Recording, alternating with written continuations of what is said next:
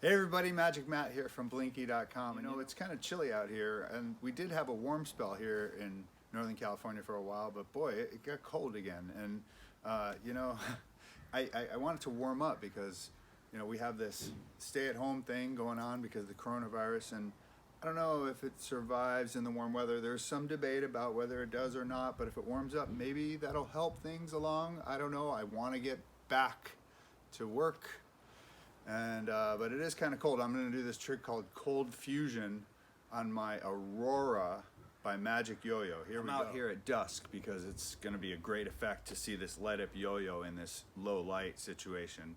So check it out.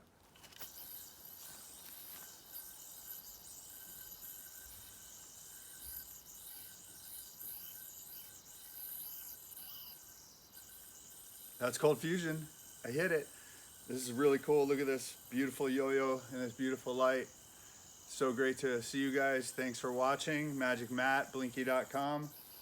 Until next time,